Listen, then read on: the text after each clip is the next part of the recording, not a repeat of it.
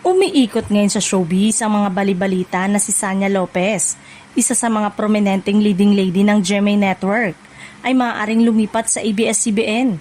Ayon sa mga social media post at insider scoop, mas pinili umano ng aktres na subukan ng bagong oportunidad sa Kapamilya Network. Kabilang ang isang malaking proyekto at posibilidad na makasali sa mga international collaboration. Sa kabila ng mga usap-usapan, wala pang opisyal na kumpirmasyon mula kay Sanya Lopez o sa GMA Network.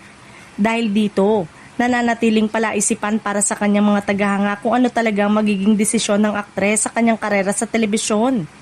Nakilala si Sanya Lopez sa kanyang mga hit serye tulad ng First Yaya, First Lady at My Guardian Alien.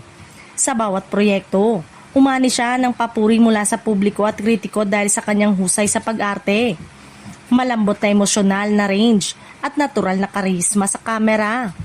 Bukod sa kanyang talento, kilala rin si Sanya sa kanyang professional na reputasyon sa industriya. Madalas siyang irekomenda para sa mga lead role dahil sa kanyang kakayanang bigyang buhay ang kanyang karakter at magdala ng strong presence sa eksena. Isang mahalagang katangian para sa mga primetime serye.